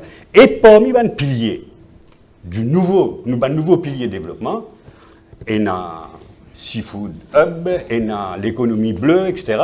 Mais il y a un pilier qui est une réalité aujourd'hui, qui n'est pas un rêve. Il y a une réalité, il commence depuis un peu de temps, et c'est on considère que c'est le pilier parmi tous les nouveaux piliers à développer pour beaucoup de raisons. Et depuis 10 ans, il commence, il y a Medine qui commence sur Unicité, il y a Telfair qui peut faire un gros ça, et il y a aussi l'école Vatel, qui est une business school. Dans les Nord, il y a Terra. Ça. Donc, c'est un vrai pilier, et un pilier qui peut amener beaucoup, et il travaille avec une matière, le savoir. Et le savoir, c'est la matière première qui, quand on partage, il a grandi. Donc, juste pour penser que dans l'avenir, c'est aussi une grande ouverture dans la région, une interaction entre les gens. Il passe dans nos petits pays comme ça, parce qu'il y a des étudiants dans la région qui peuvent venir, puis il y a une interaction, il y a des étudiants ici qui à l'arrière pour le faire ça. Donc voilà, c'est ça le point. Alors, Stina Kisten, quand nous peut causer l'économie de la connaissance, qui nous peut causer concrètement et dans quel cadre les besoins opérer et qui est un acteur qui involve dedans? Alors c'est vrai, Nawaz, il y a un terme bien romantique en fait, finalement, l'économie de la connaissance. C'est comment Marlène il dit, elle réside dans la richesse et le savoir. Effectivement, comme il est infini, nous avons tout intérêt à exploiter. En fait, le truc c'est que jusqu'ici, l'économie, il y a une économie traditionnelle basée sur le matériel, c'est-à-dire le tout, la case, le charbon, le pétrole, tout ce qui nous est capable de tousser. C'est ça qu'on appelle économie matérielle. Et effectivement, en contrepartie, il y a une économie immatérielle, c'est tout ce qui nous est pas capable de tousser, comme les services, donc le savoir et la connaissance. Et donc, imaginez-nous effectivement si nous basons une économie sur une ressource, une matière première qui est totalement infinie. Donc, c'est quoi fait l'économie de la connaissance concrètement? C'est qu'il nous augmente dans la part de l'économie d'un pays sa petite part immatérielle. En fait, je pense, je vous donne l'exemple, effectivement, peut-être pour illustrer comment un pays, à travers l'économie de la connaissance, il change carrément ce profil économique. C'est d'ailleurs le seul pays qui crée un ministère de l'économie de la connaissance. C'est la Corée du Sud. La Corée du Sud, aujourd'hui, il exporte 20 fois plus que la Russie, un pays voisin qui est juste inondé de matières premières, de charbon, pétrole, huile, etc. Il y en a moins. effectivement, quand nous moins riches, nous redonnons à innover finalement.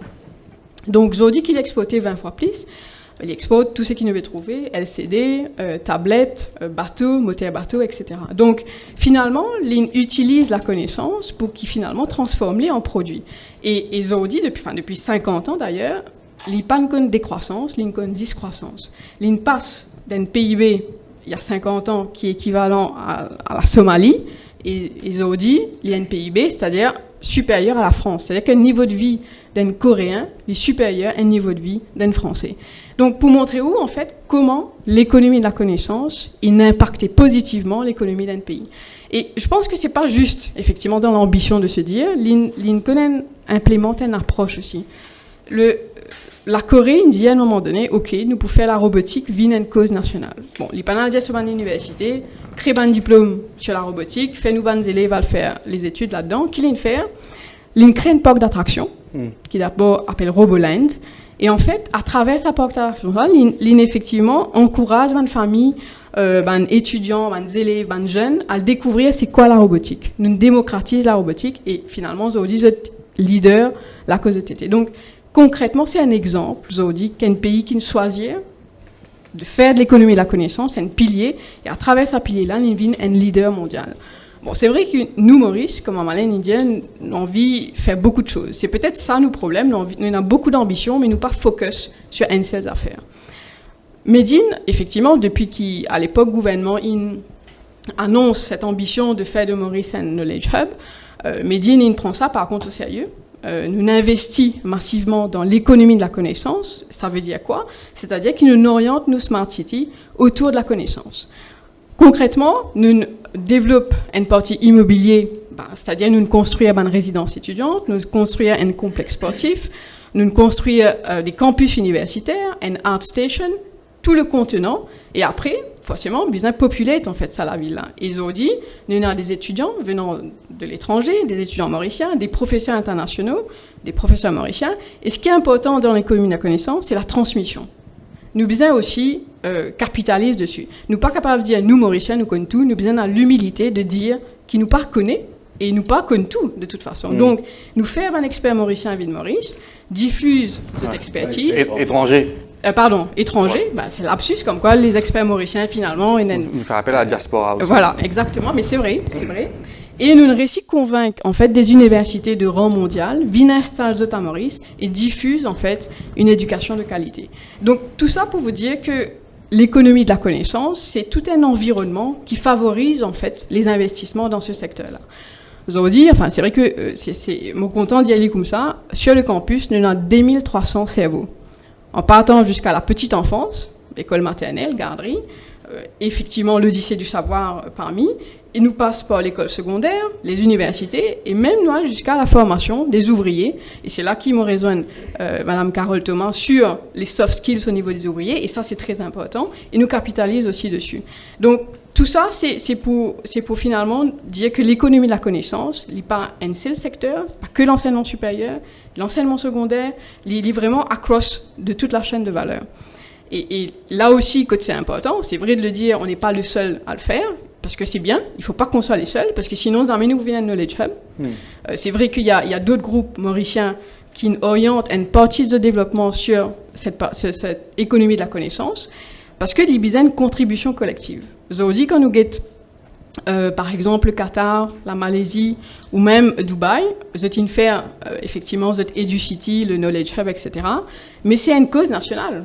Donc si aujourd'hui c'est juste un acteur privé qui prend ça au sérieux, qui lance le hub, nous ne va pas aller très loin. Très intéressant, Jimmy Harmon. Et une action pour ajouter par rapport à ça? Oui, c'est-à-dire que l'exemple qui est cité pour la Corée, donc au début, moi je cause le rapport de la Banque mondiale, rapport 2018 sur l'éducation, dans l'introduction, les causes de la Corée du Sud. Exactement comment Fin expliqué là, comment là donc Fin développe sa partie économie de la connaissance là. Et dans ce rapport là, l'idée pour nous capable d'enlever ça, l'idée qui besoin qui dans l'école et moi pas cause là l'université là, moi cause avant, besoin pour nous préparer à enlever ça, besoin nous avons skill teachers. C'est simple. Au fait, le rapport, il est basé sur le learning. Et là, il est intéressant dans le sens que nous, tout le temps cause l'éducation en termes l'école, en termes scolarité. À cela, je ne songeais, je cause mettre l'accent beaucoup plus maintenant sur l'apprentissage. Et pour capable faire l'économie de la connaissance, besoin produire la connaissance. Et nous, dans Maurice, et nous encore toujours dans le monde universitaire, quand nous faisons faire une recherche, par exemple, nous pas dire nos titres, qui titre recherche nous peut faire, qui topic nous peut faire, nous encore toujours dans une culture, garde ça juste pour nous. Nous pas diffuser la recherche. Or, la recherche, nous besoin restituer à la communauté. Nous faisons nos PhD, et ce qui est très malhonnête, nous faisons une recherche avec Mandimoun, nous faisons nos doctorats avec, nous coin data avec eux, mes amis nous sentir, nous pas du tout accountable à Mandimoun. Or, nous besoin retourner ça. Donc, dans l'économie de la connaissance, il y a aussi tout ça. Hein. C'est finalement une culture qui nous crée. Et il est très intéressant, c'est qu'effectivement, nous pouvons apprendre qui peut faire par rapport à Unicity, d'autres initiatives dans ce sens-là. Donc, les pas une question, nous le dire Knowledge Hub, ou le faire l'université Vini. C'était, au fait, ça, ce qui finit de dérouler quand nous commençons à le faire amener. Mais si vous voulez, c'est une étape. Oui. Hein, c'est quand même intéressant. Et finalement, l'enseignement supérieur est capable d'un business. Oui, ça, bon, et business, bien sûr, il implique des ressources, ou bien investir. Hein? Peut-être le mot, c'est pas business en tant que tel, c'est investissement pour gagner return. Comment le dire, en retour à long terme.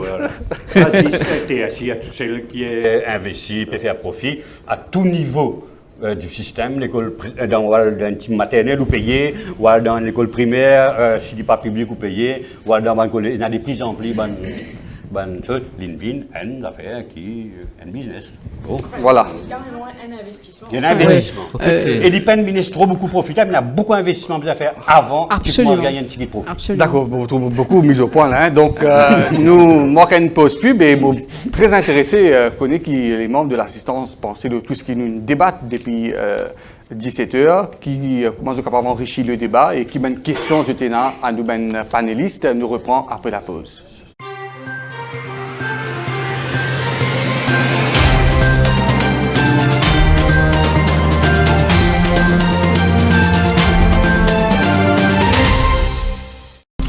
Suite et fin de nos forums débat, axé ce soir l'économie de la connaissance et l'éducation. Maintenant, la parole aux membres de l'assistance ici présents. Donc, nous avons Faisal Djiroubarkan, pédagogue et membre de l'ONG Think Mauritius. Bonsoir, nous écoutons.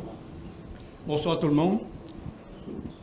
Nawaz, M. Conta apporte quelques points additionnels à ce débat-là, qui est très intéressant d'ailleurs. Et bien sûr, nous remercier Radio Plus et Malène avec tout son groupe pour lancer un débat sur un sujet aussi important que ça. Hein? Alors, première chose, nos systèmes éducatifs, il y a beaucoup de faiblesses. Je vais énumérer quelques-uns, ensuite pour vous prendre deux là-dedans pour illustrer ce qui m'a envie de dire. Première affaire, il favorise la conformité, il remet tout le monde dans le moule. One size fit all. Ça, me croit.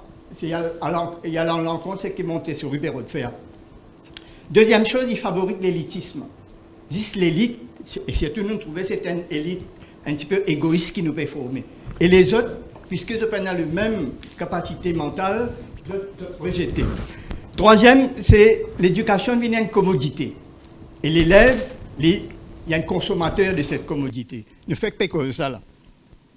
Et c'est ça qui nous fait sa business l'éducation, qui nous appelle leçon particulière, qui peut générer quelque chose comme 4 milliards de roupies. Budget l'éducation, c'est 16 milliards. Et l'île peut faire 25%. Et tout ça, c'est l'argent gaspillé, il n'est pas nécessaire du tout. Deuxième faiblesse, c'est sa gestion de nos systèmes. C'est une gestion qui est super centralisée. Tout décidé au niveau du ministère. L'école n'a aucune liberté. Le professeur n'a aucune liberté pour être capable de décider par eux. Il y a une absence de... Le curriculum est une affaire extrêmement importante. D'ailleurs, si nous vivons sans un système, c'est à travers le curriculum. Or, à Maurice, le curriculum a très peu d'importance. L'examen domine le curriculum. Ça aurait dû être l'inverse. C'est le curriculum qui aurait dû dire à l'examen qui t'a besoin d'évaluer.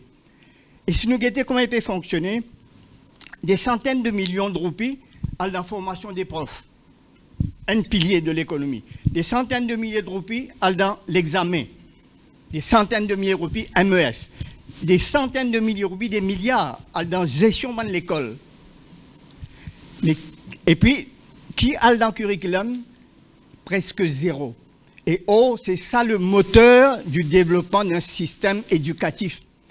Et nous prenons une institution, comme nous faisons dans le passé, le Curriculum Development Center, Research and Development Center.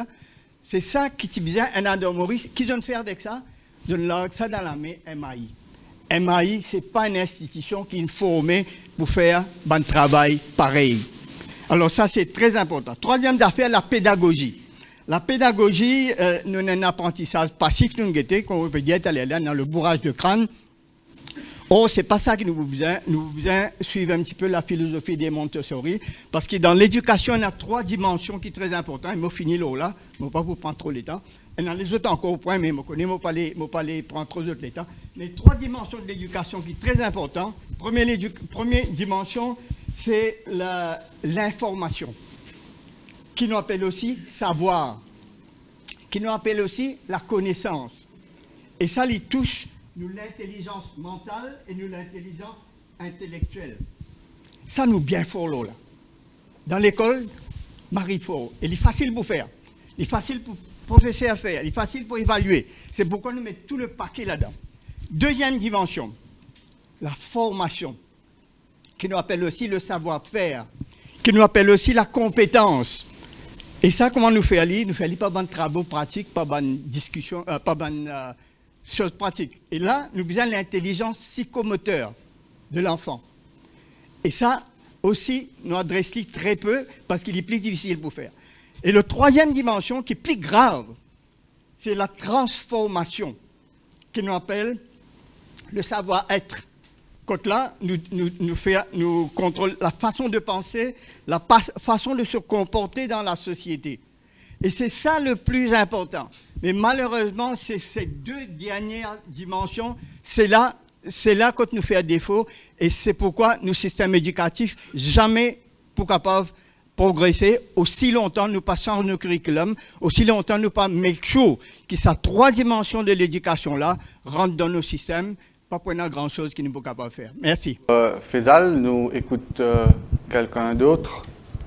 Bonsoir, monsieur. Bonsoir. Moi, Sakaran, simple citoyen qui vient là. Ce que je peux dire là, c'est qu'il prend Juliette jusqu'à maintenant dans 4 mois. Et Juliette jusqu'à décembre, 6 mois. Ce qui interpelle moi là. Combien d'enfants apprennent dans le collège depuis Juliette jusqu'à maintenant? Nous avons 2 thèmes de composés. 3 semaines, 6. Composé. Plus quand tu composes l'examen, toi tu viens aujourd'hui, tu aurais sa case, l'autre pour venir, il peut aller comme ça. Il y a à peu près 12 semaines d'enfants dans 4 mois là, pas de fin de gagner enseignement dans l'école. Si nous comptons, il est capable après 6 semaines qu'ils ont fait un enseignement. Après un terme, le terme est rentré. Qui professeur faire? Il corrige l'examen, ce qu'il fait passer. Il n'a pas gagné de nouveau. Dernière semaine, avant 3e terme, qu'est-ce qu'ils enfants faire? Ils font révision. Mais combien ils apprennent de nouveau? Nous faisons qu'apprendre 150 enfants, ils font l'examen. Mais c'est normal. Le gouvernement dépense la monnaie pendant 6 mois là. Salaire, collège, travelling professeur, travelling enfants, par millions. Qu'ils enfants font gagner l'enseignement dans l'école. D'accord. Nous écoutons quelqu'un d'autre. Si le cap, un petit peu bref, s'il vous plaît. Bonsoir tout le monde. Bonsoir. Et je vous merci pour ce débat-là ce soir. En tant que pédagogue à l'école alternative, je suis capable de témoigner qui des enfants qui nous peut gagner finalement en 3 mois, qui moi aux autres, parce que moi quand même, je ne peux pas dire cobaye, parce que ça fait très longtemps qu'il est dans l'enseignement, ça fait plus de 12 ans actuellement. Donc, je connais le système classique, je connais aussi le système international. Et à ce step, moi, c'est un plaisir pour travailler avec ces enfants-là. Qui faire? Parce que, premièrement, un enfant, pour moi, il a besoin de vivre cette enfance. C'est sur l'âge rêvé. Comment nous faisons les autres rêves? Le Père Noël, par exemple. Donc, c'est nous, en tant que pédagogues, nous devons apprendre à nos enfants rêver. Créer le lien avec ce pédagogue, accompagnateur. Quand il y a de cœur, il y a de confiance établie entre les enfants et ce pédagogue, ce cerveau, ce bande neurone, est réceptif. Et comment nous sommes capables de donner un simple témoignage à un enfant qui capable de dire dyslexique, ok? Les supposément, allez nous mettre les de côté. Mais comment expliquer aujourd'hui qu'ils ont 3 mois un progrès de l'enfant dyslexique? Parce que l'apprentissage à base de la créativité, le savoir quoi? Le savoir enseigner, le savoir faire, le savoir comprendre l'enfant, créer un lien, et ces enfants-là, en 3 mois, comment ça se fait qu'ils n'ont pas pu attendre 1 an, 2 ans, mais ils peuvent commencer à lire, ils peuvent commencer à écrire, c'est ça qui nous dit les 3 R, parce qu'ils sont cerveau réceptif. Rien à faire. Et aussi, le bonheur de l'enfant. Nous pouvons trouver des enfants qui à l'école les gros sacs. Après, trouve drôle, un PA le côté, moi, un thérapeute, peut faire massage, peut faire. Mais est-ce qu'on pense finalement à la petite enfance? C'est un mot. Pour moi, c'est nous besoin méditer là. La petite enfance, c'est quoi? Parce que toute longue la vie, ces enfants-là pour apprendre. Mais apprendre, pour moi, personnellement, c'est préparer l'enfant à la société de demain. Qu'on dirait merci, s'il te plaît, les valeurs humaines. D'accord. OK? Et maintenant, juste pour niveau secondaire, c'est juste pour répondre à votre question, quand l'enfant est prêt, il est capable aussi. Ce cerveau réceptif dit OK, je peux prendre par exemple un examen en tant que candidat libre. Ben voilà. D'accord, merci beaucoup. Quelqu'un d'autre? Alors, pour les questions de temps, on a des affaires à dire. Premièrement, c'est un constat. Vous constatez que nos pays bougent vers tout ce qui est éducation payante. Nous donnons un système d'éducation gratuite, nous donnons un welfare state. Mais je ne trouve aucun professionnel pour avoir ses enfants dans le système d'éducation traditionnel aujourd'hui. C'est un phénomène. Je vous dis continuité, c'est un phénomène. Ça ne veut pas dire qu'il n'est pas bon, mais ça veut dire qu'il nous peut évoluer et ça a un coût. Ça coûte cher. Montessori est magnifique, ça coûte cher. Ça ne veut pas dire qu'il ne faut pas le faire. Maintenant, qui nous peut faire? L'autre côté, on a 18 milliards d'impôts qui peut mettre dans l'éducation nationale chaque année. Chaque année, nous peut mettre autant d'argent et donc ça, c'est un premier constat. Ce qui fait qu'il nous bouge vers un moment que pour a moins de monde qui pourra dans l'éducation nationale. Il y a un problème qui peut arriver. Il n'y a pas aucun ministre qui dit à moi qu'il peut envoyer ses enfants dans l'école traditionnelle. Parce qu'il connaît comment il est en ébullition, il n'est pas préparé comment ça. Deuxièmement, Education for All, Sustainable Development Goals numéro 4, cause d'éducation. Il dit où l'éducation for all. Qui Montessori peut le faire, éducation for all. Tout le monde vient à ce vitesse, à ce rythme, etc., qui va beaucoup plus loin. C'est super intéressant.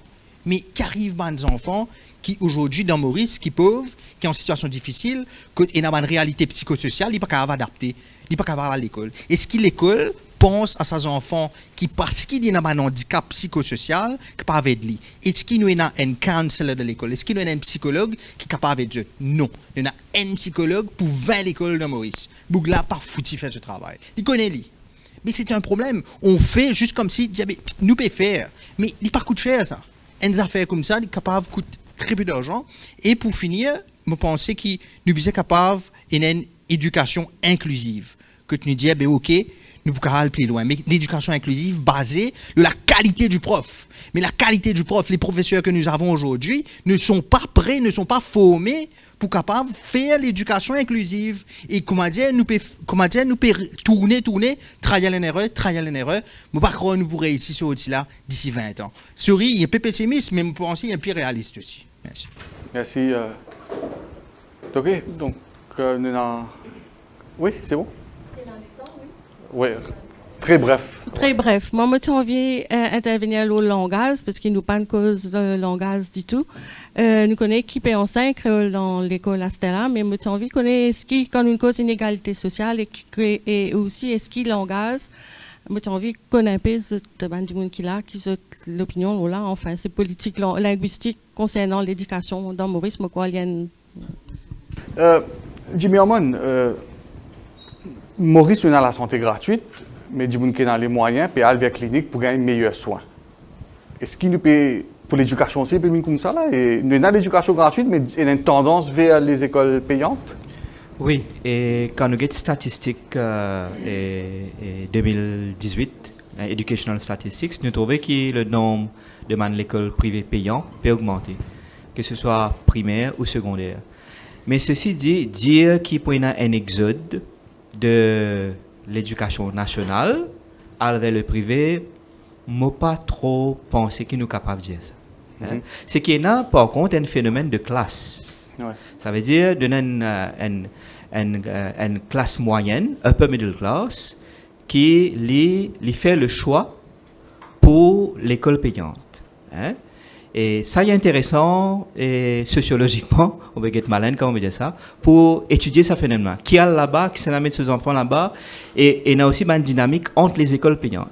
D'accord? Quand nous avons l'évolution des écoles payantes, donc dans les années 70, on a que le lycée abandonné, et puis on a un Bocage venu, maintenant on a d'autres qui plus variés. Donc vous connaissez qui fait ça.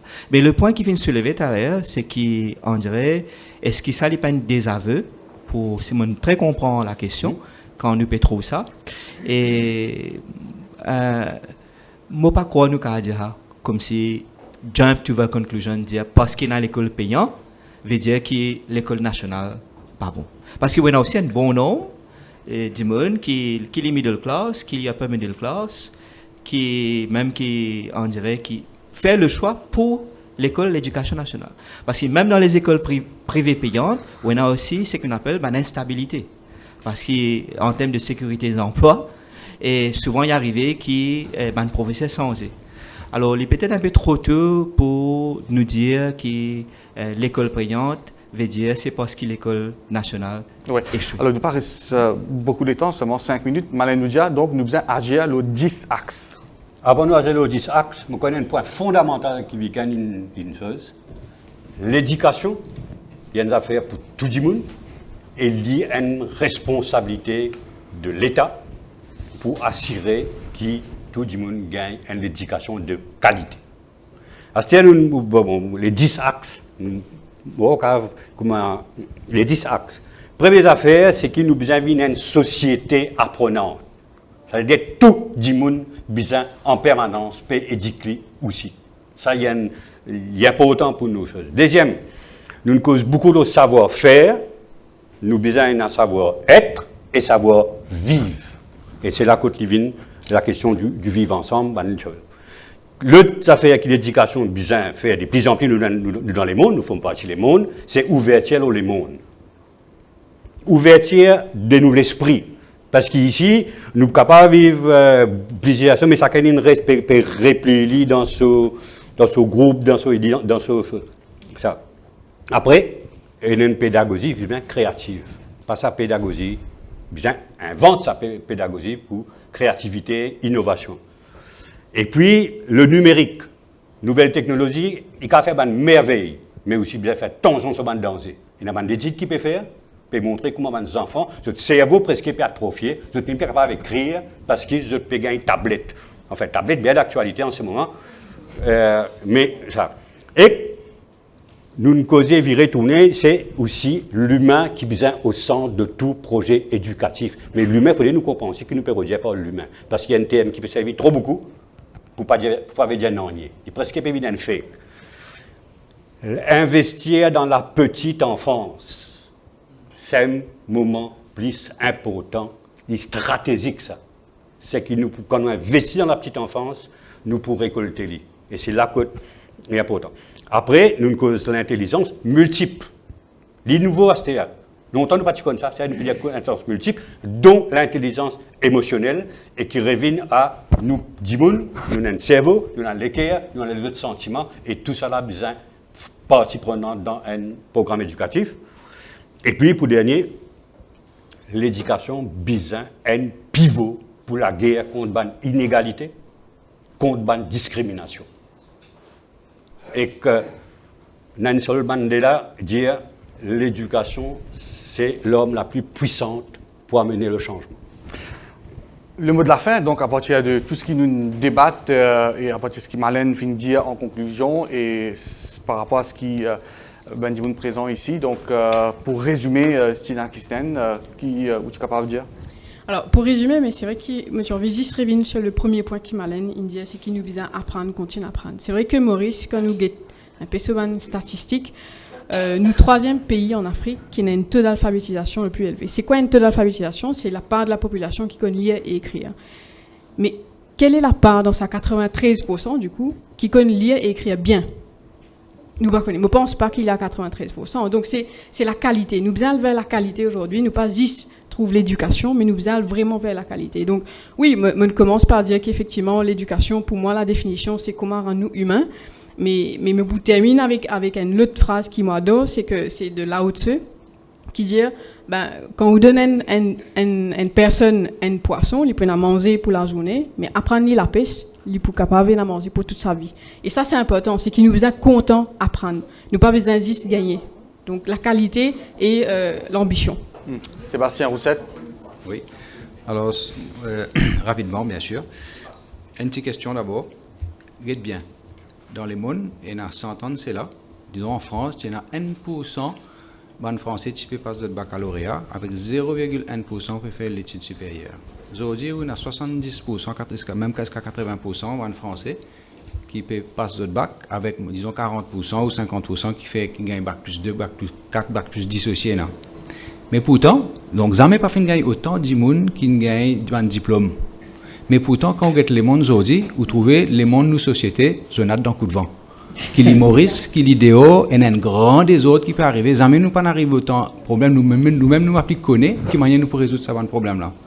Donc, bien nous faire attention, investir tout ça dans l'économie de la connaissance, tout ça. Bien bon. Alors que nous avons plus beaucoup de monde éduqué, plus beaucoup de monde nous gradué. Plus beaucoup, plus vite pour en rendre un trou. Donc, bien nous faire bien attention. Ça, c'est une affaire. Deuxième affaire. Quand on peut cause, une affaire qui pour moi qui est très important. On peut cause l'argent, l'économie. Mais seulement, si l'argent ou but, après vous dites qui manière pour faire casse. Mais moi, investir dans l'éducation, ça me pense n'est pas bon.